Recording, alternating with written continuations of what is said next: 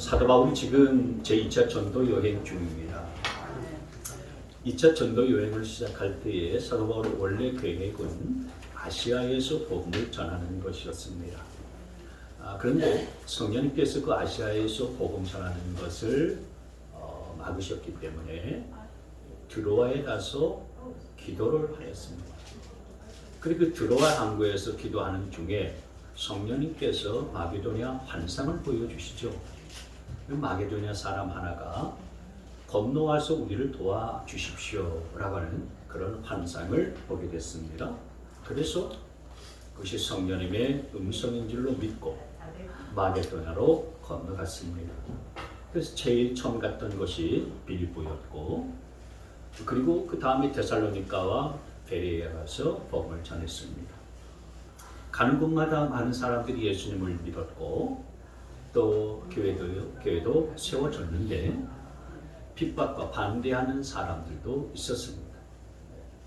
그리고 오늘 본문에는 이제 베레아를 떠나서 배를 타고서 아테네로 건너왔습니다.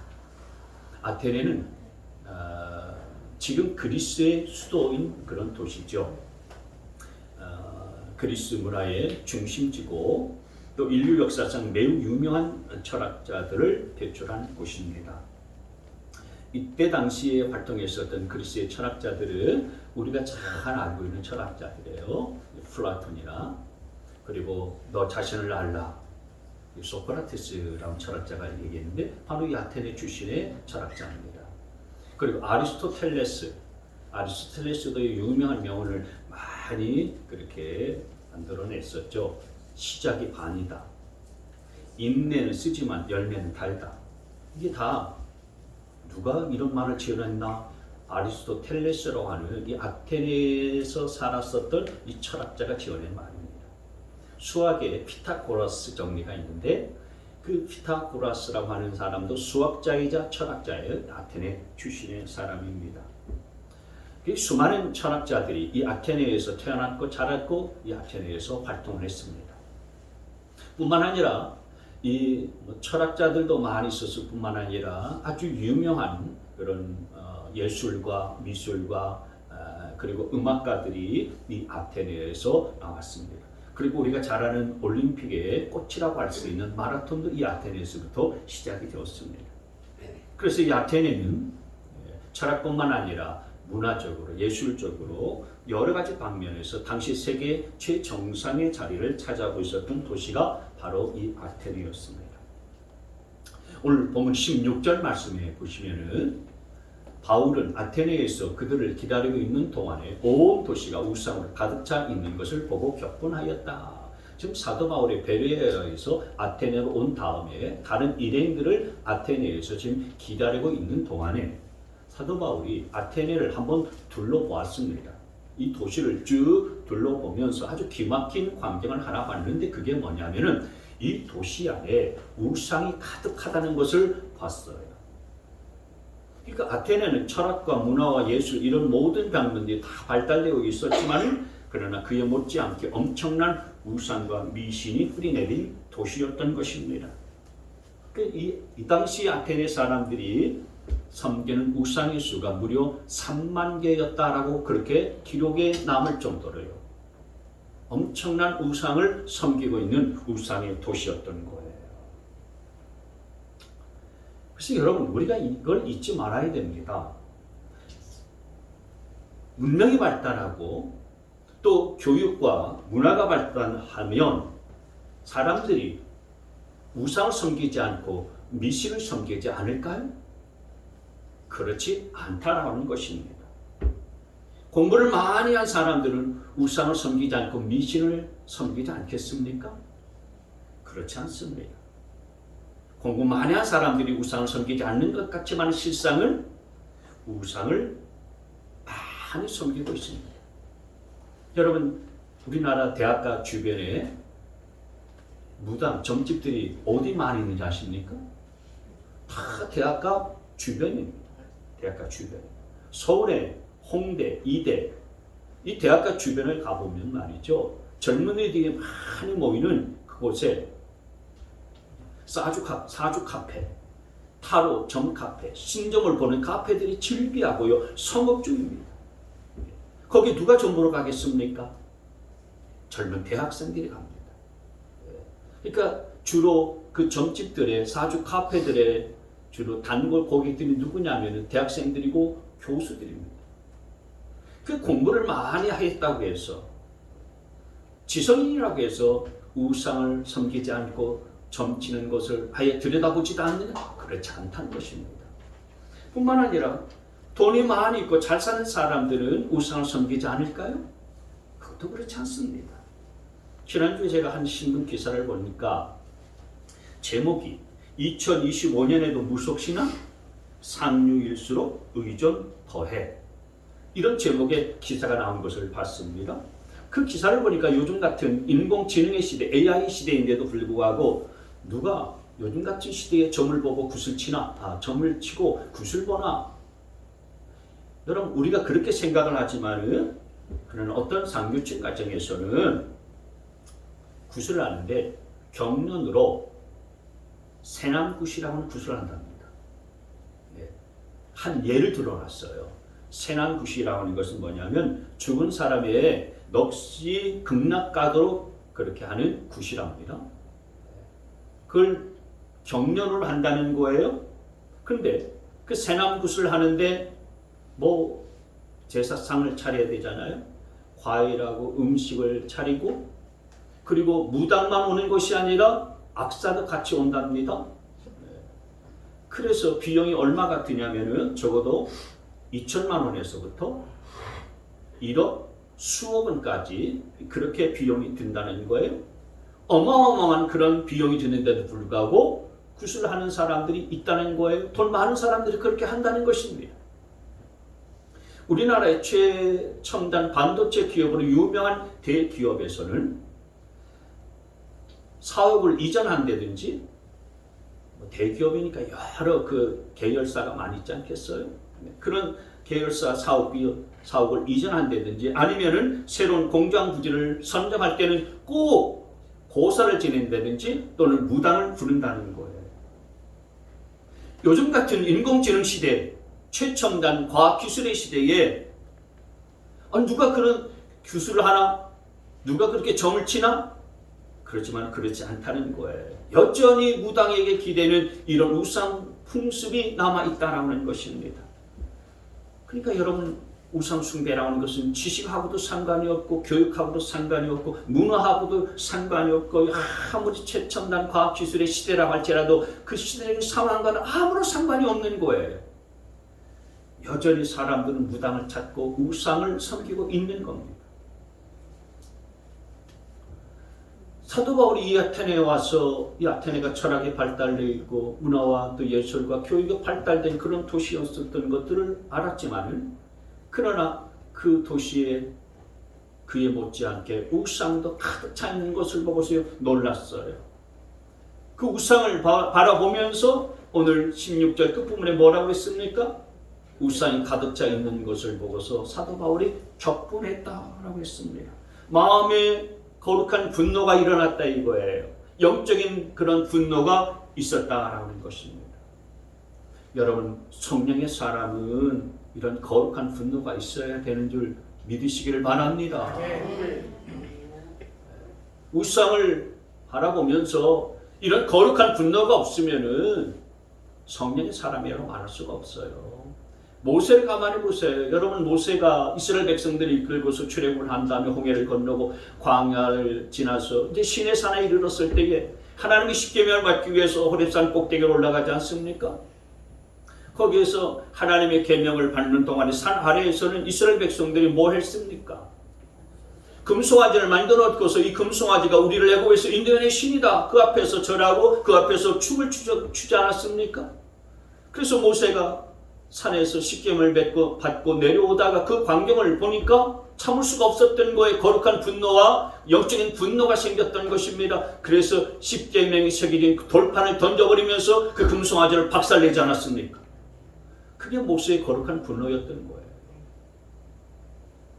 우리 예수님께서 예루살렘에 입성하시고서 성전에 들어갔습니다. 성전에 기도하시러 들어갔는데 성전에 들어가 보니까 기도하는 사람은 하나도 보이지 아니하고 비둘기 파는 사람들, 그리고 돈 환전하는 사람들, 양 파는 사람들, 다 장사하는 사람들만 가득한 거예요. 그래서 성전이 마치 시장통같이 장사치들로 가득한 것을 보고서 주님께서 어떻게 하셨습니까? 그들 다 내쫓아버렸습니다. 그리고 그들의 의자와 상을 다 뒤엎어버렸습니다. 주님의 거룩한 분노인 거예요. 여러분에게는 이런 거룩한 분노가 있습니까? 여러분에게는 이런 영적인 분노를 느낄 때가 있었습니까? 여러분, 우리가 진짜 분노는 내지 진짜 분노는 못 내면서 쓸데없는 분노를 많이 낼 경우들이 얼마나 많이 있는지 알 수가 없습니다. 믿는 사람들이 분노해서는 안 되지만, 그러나 이 악한 것에 대한 거룩한 분노는 있어야 되는 거예요. 사도 바울이 하나님이 가장 싫어하시는 그런 울상에 대해서 격분했었던 것처럼 우리 안에도 그런 거룩한 분노가 있어야 되는 것입니다. 저는 여러분에도 이 거룩한 분노, 영적인 분노가 있게 되어지기를 바랍니다. 사도 바울이 그 거룩한 분노를 가지고서 이 아테네에서 복음을 전하는데, 회당에서는 유대 사람들에게 그리고 이방 사람들에게 복음을 전하고, 또 광장에서는 지나가는 사람들, 만나는 사람들에게 복음을 다 전했습니다. 그리고서 18절 말씀에 보니까 몇몇 에피쿠로스 철학자와 스토아 철학자와도 바울과 논쟁을 하였다라고 그렇게 말했습니다. 사도 바울이 이 아테네에서 두 철학자 그룹을 만나요. 하나는 에피쿠로스 철학자들입니다. 에피쿠로스라고 하는 그런 사람이 만든 철학을, 그래서 에피쿠로스 철학자들이라고 그렇게 부르는 거예요.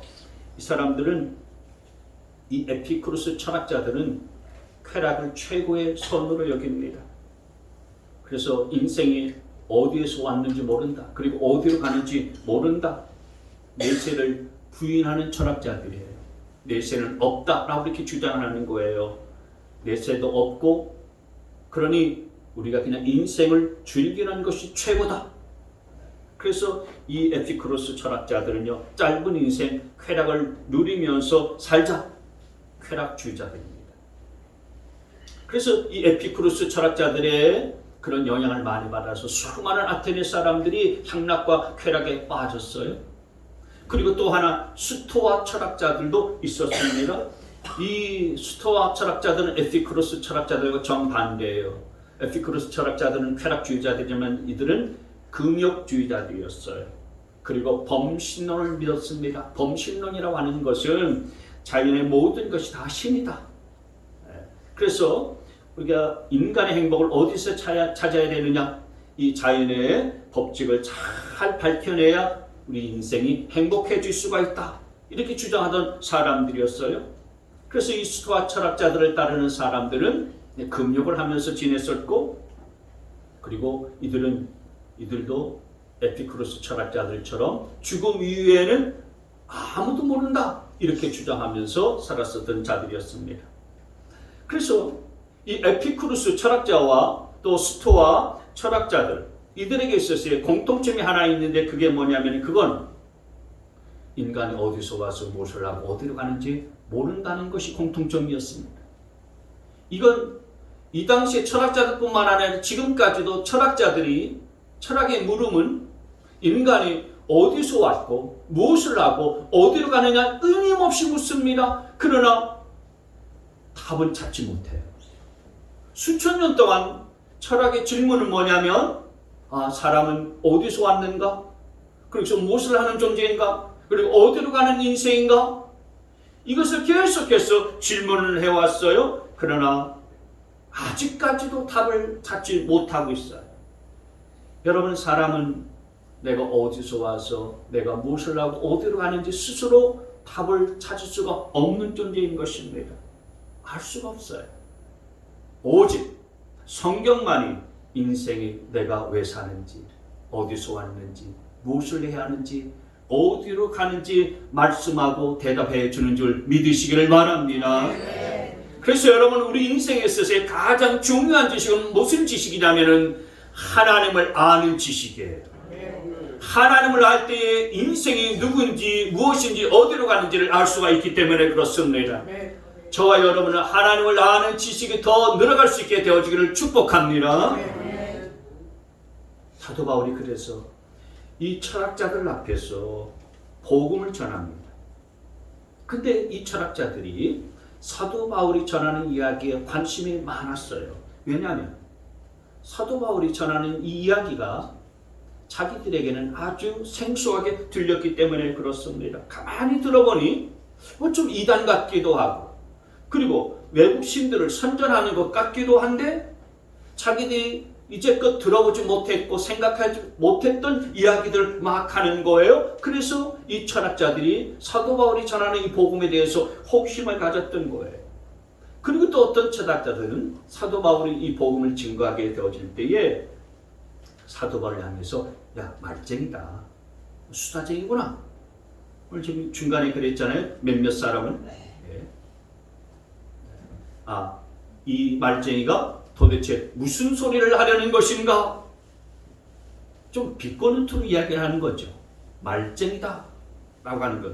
약간 비꼬는 이야기예요. 왜 말쟁이라고 이렇게 사도 바울을 비꼬았을까요? 두 가지 이유 때문에 그래요. 제일 밑에 그것은 바울이 예수를 전하고 두 번째로 부활을 전하기 때문이었다. 그 사도 바울이 지금 이야기를 쭉 하는데 이게 생소한 이야기고 무슨 이야기를 하는지 잘 모르지만은 좀 낯선 이야기를 하는 것에 호기심이 있었지만 좀 말만 그냥 무성한 거 아니야? 이렇게 비꼬았었던 이유는 예수님을 전했기 때문에 그랬던 거예요. 사도 바울이 예수를 증거할 때 예수님을 누구라고 전했겠습니까? 예수님을 사람이라고 전했겠습니까? 어느 사상가고 철학자 중에 한 사람으로 전했겠습니까? 아니죠. 예수님은 하나님이시다. 그분은 하나님의 아들로서 오신 분이다. 그렇게 전하지 않았겠습니까? 그러니까 자신들의 사상과 자신들의 어떤 신관에 비춰보면요, 이게 전혀 이상한 이야기였던 거죠. 그리고 또 하나, 그분의 부활도 전한 거예요. 어떻게 사람이 죽었다가 다시 살아날 수 있지? 자신들의 생각은 상상할 수도 없는 이야기를 지금 하기 때문에 이 철학자들은 바울에 대해서 말쟁이라고 그렇게 비꼬고 비아냥거리고 비난했었던 것입니다. 자기들 같지 않은 거예요. 여러분, 사람들은 자기들과 같지 아니하면은요, 비꼬고 무시하고 비난하고 비판하고 비아냥거립니다. 그게 세상 철학이고 세상 종교입니다. 세상의 많은 철학과 많은 종교들은 자기들과 우리 기독교와 성경 비슷해지기를 원합니다. 그래서 사람들이 그러잖아요. 기독교에만 구원이 있다고 하지 말고 불교에도 구원이 있다고 하고 다른 데도 구원이 있다는 것을 좀 인정해달라. 그래야 좀 서로 비슷해지지 않나? 그러면서 우리 기독교를요, 세상의 종교와 세상 철학이 요구하는 것에 비스무리하게 그렇게 맞춰져 갈 수 있도록 그들이 그렇게 요구를 해요. 근데 여러분, 우리는 그렇게 세상적으로 맞춰 살지 않도록 조심해야 됩니다. 세상과 우리는 엄연히 다릅니다. 같을 수가 없습니다. 여러분, 사람의 종교와 사람의 철학의 그리고 철학과 사람의 방법으로 어떻게 거기에 구원이 있을 수 있겠습니까? 인간이 만든 종교와 과학 속에는 구원이 있을 수가 없는 겁니다. 그건 불가능한 거예요. 구원은 오직 하나님으로부터 오는 줄 믿으시기를 바랍니다. 그러니 구원이 불교에도 있고 어디에도 있고 어디에도 있는 것을 인정하라. 이건 맞지 않는 얘기인 거예요. 사도 바울이 이제 이렇게 복음을 증거할 때에 사도 바울의 이야기를 듣던 이 사람들이 사도 바울을 데리고서 어디로 가냐면은 아레오파고 법정으로 데려갑니다. 19절 말씀을 보시겠습니다. 그들은 바울을 붙들어 아레오파고 법정으로 데려가서 당신 말하는 이 새로운 교훈이 무엇인지 우리가 알 수 있겠소? 아레오 법정이라고 하는 것은 그때 당시에 사회적으로 이슈가 될 만한 문제들을 가지고 와서 토론하는 토론의 장소예요. 그리고 또 종교적인 문제에 대해서 재판을 하는 그런 법정이기도 해요. 그곳에 사도 바울을 데려와서 이제 자기들이 뭘 얘기하냐면은 이 새로운 교훈이 뭔지 우리가 좀 알 수 있겠느냐 이렇게 묻고요 질문을 합니다.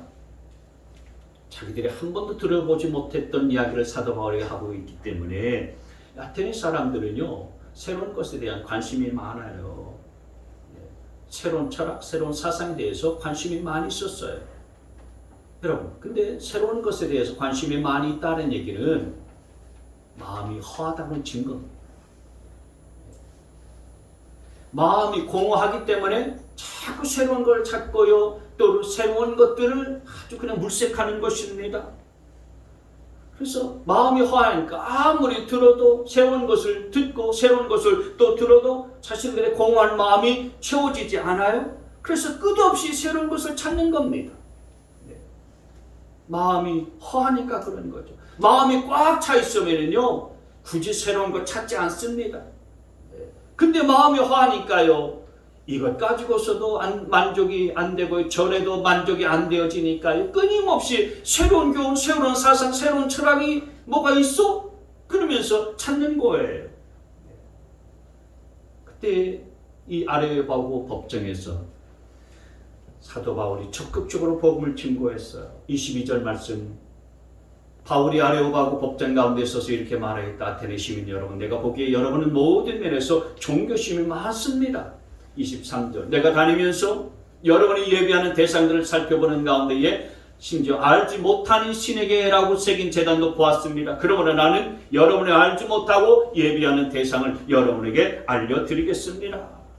그러면서 하나님에 대해서 전하기 시작합니다. 하나님에 대해서 이 아레오바고 법정에서 사도 바울이 하나님이 어떤 분이신가 5가지로 전했어요. 첫째, 하나님은 어떤 분이시냐? 하나님은 우주 만물을 지으신 창조주시다. 같이 한번 읽습니다. 시작. 하나님은 우주 만물을 지으신 창조주이시다. 24절 말씀에 그랬죠? 우주와 그 안에 있는 모든 것을 창조하신 하나님 그랬습니다. 지금까지 아테네 사람들은 수많은 이야기를 들었지만은 수많은 철학과 사상과 수많은 신화 같은 이야기를 들어봤지만은 그러나 누가 나를 창조했는지 한 번도 들어본 적이 없습니다. 이 온 우주 만물을 누가 만들고 누가 지었는지를 단 한 번도 들어본 적이 없어요. 만물의 시작이 누구인지 인간은 어디로부터 왔는지 한 번도 들어본 적이 없어요. 그 누구도 말해주지 않았기 때문에 그래요. 근데 오늘 사도 바울은 분명하게 이야기하고 있습니다. 이 온 우주 만물을 지으신 분은 하나님이시다. 그리고 사람은 그 하나님으로부터 왔다. 이렇게 분명하게 말하고 있습니다. 근데 많은 사람들이 그 하나님을 인정하지 않습니다. 얼마나 많은 사람들이 하나님을 인정하지 않으려고 애쓰는지 모릅니다. 그러나 하나님을 인정하지 않고 하나님을 부인하는 것은 마치 자녀가 부모를 부인하는 것과 똑같아요. 아무리 자식이 부모를 부인한다 할지라도 부모는 부모인 게 맞지 않습니까? 자기를 낳아준 부모가 내 부모 아니다. 그렇게 아무리 말하고 부인하다 할지라도요. 부모인 걸 어떻게 합니까? 여러분, 사람이 하나님을 부인한다고 해서 하나님이 없어지는 거 아닙니다. 하나님이 없다라고 부인하는 것은 마치 손바닥으로 하늘을 가리는 것과 똑같습니다. 이 작은 손바닥으로 하늘을 가려고 해서 하늘을 가릴 수 있는 사람이 어디 있습니까? 무신론자들은 하나님은 없다, 하나님은 죽었다 그렇게 말합니다. 그러나 하나님이 없다, 하나님이 죽었다라고 말한다고 해서 하나님이 없어지는 거 아닙니다. 하나님이 죽었다고 말해서 하나님이 죽으시는 거 아닙니다. 하나님을 무시한다고 해서 하나님이 무시 다 하신 분이십니까? 그렇지 않습니다. 다만 하나님을 무시하고 하나님을 부인하면 하나님이 우리에게 주시는 복만 없어지는 것일 뿐이에요. 저와 여러분은 창조주 하나님을 온전히 믿으실 수 있게 되어지기를 바랍니다.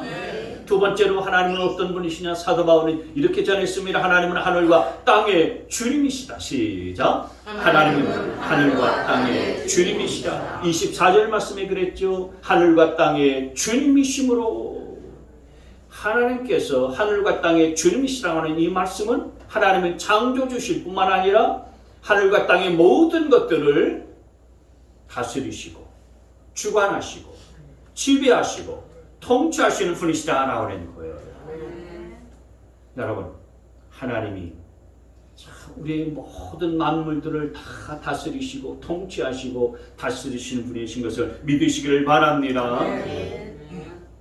우리가 하나님을 다 이해할 수는 없습니다. 다만 하나님께서 우리에게 보여주신 것만을 우리가 이해하고 받아들일 수 있을 뿐입니다.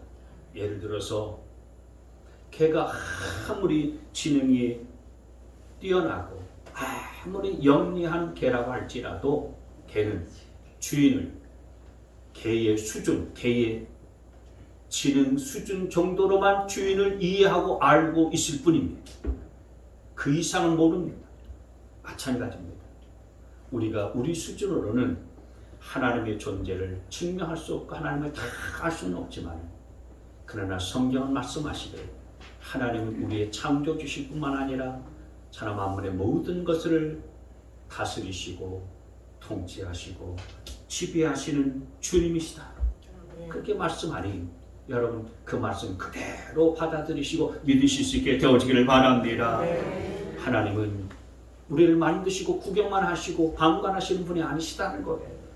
하나님 우리 인생을 주관하시고 다스리시고 통치하는 분이신 것을 믿으시기를 바랍니다. 세 번째로 사도 바울은 이 철학자들과 아테네 시민들 앞에서 하나님은 손으로 지은 곳에 계시지 않는 분이시다라고 말씀하고 있습니다. 같이 한번 읽습니다. 시작. 하나님은 손으로 지은 곳에 계시지 않는다. 24절 끝부분에 그렇게 말씀했죠. 사람의 손으로 지은 신전에 거하지 않으십니다. 여러분, 우상은 사람들이 만들었잖아요. 사람이 만들어 놓고서 그것을 하나님이다, 그것을 신이다, 그렇게 말하고 있지 않습니까? 가만히 생각해 보면 얼마나 어리석은 일입니까?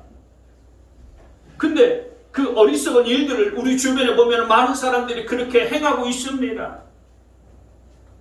돌이나 나무를 깎아 놓고서 그것이 마치 자기를 지켜주는 신처럼 섬기는 사람들이 얼마나 많이 있습니까? 서울 미아리의 점집들이 즐비한데요.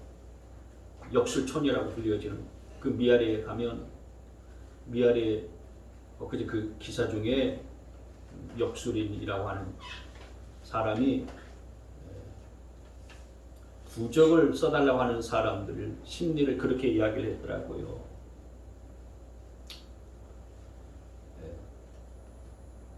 자기도 이제 부적을 써주면서 부적과 같은 것은 상술이다.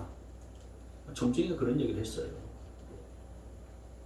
그러면서 만약 부적을 써서 남의 흉을 길로 바꿔주는 신통한 그런 힘을 가진 자라면은 자기가 부적을 써서 자기 운명부터 바꿔가지고 재벌이 됐을 거 아니냐?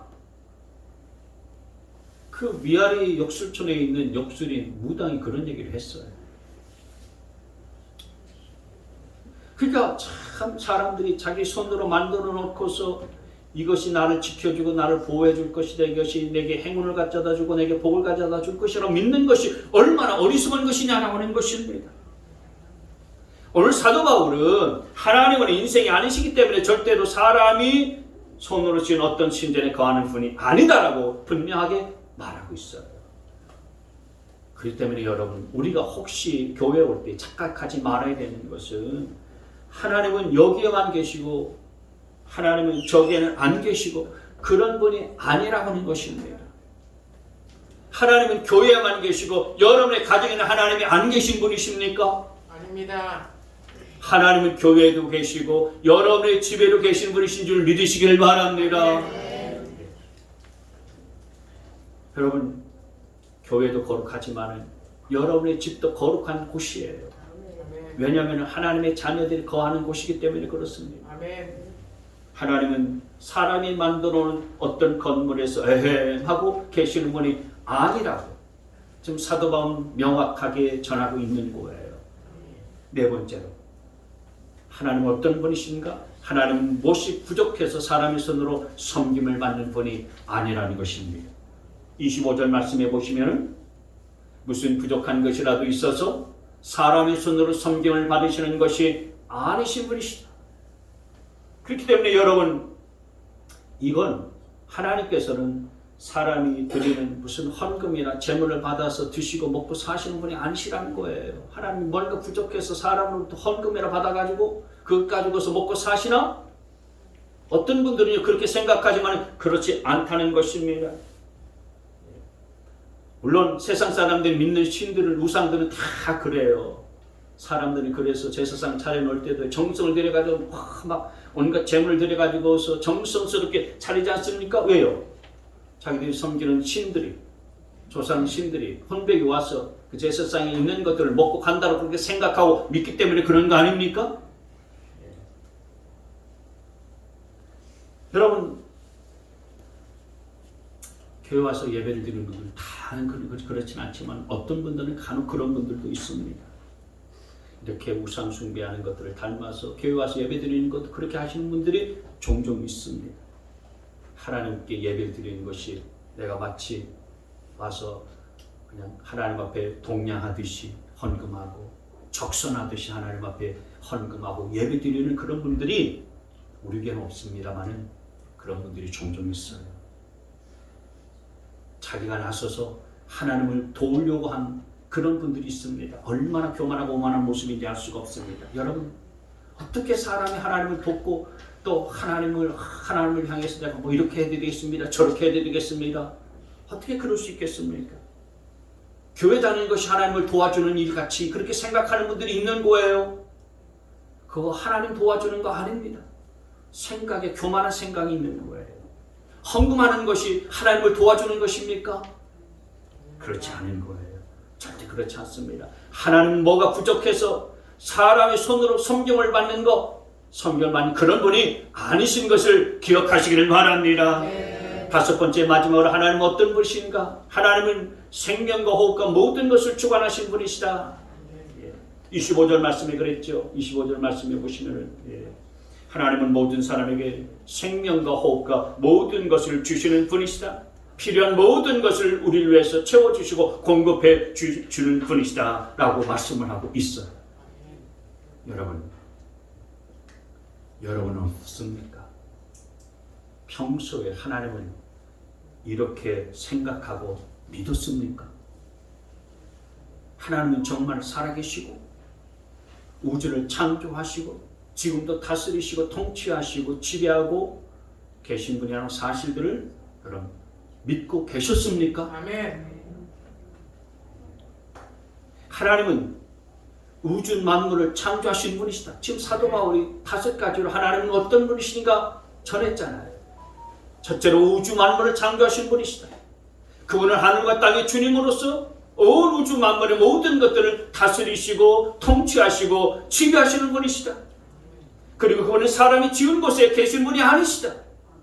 뭔가 부족해서 사람의 손으로 섬김받는 분이 아니시다. 그리고 그분은 생명과 호흡과 모든 것을 우리에게 공급하시는 분이시다. 아멘. 사도 바울이 아테네 시민들과 지금 철학자들 앞에서 이런 이야기로 하나님이 어떤 분이신가를 증거하고 있는데 여러분들도 이 같은 분으로 하나님을 생각하고 믿고 있느냐 말이에요. 믿습니다. 여러분 그렇게 믿게 되시기를 바랍니다. 아멘. 그럼에도 불구하고 우리가 중요한 건 하나님을 이렇게 아는데 그치지 않고 하나님을 직접 체험하고 만나는 거예요. 살아 역사하시는 창조주 하나님, 내게 생명과 호흡과 모든 것들을 무엇보다도 자기 하나밖에 없는 외아들이신 예수 그리스도까지 아낌없이 나를 위해서 내어주신 그 하나님을 내 믿음 속에서 경험하고 만나는 겁니다. 이 하나님을 알고 이 하나님을 믿고 하나님을 만날 수 있는 은혜가 우리 모두 가운데 있게 되어지기를 주님의 이름으로 축원합니다.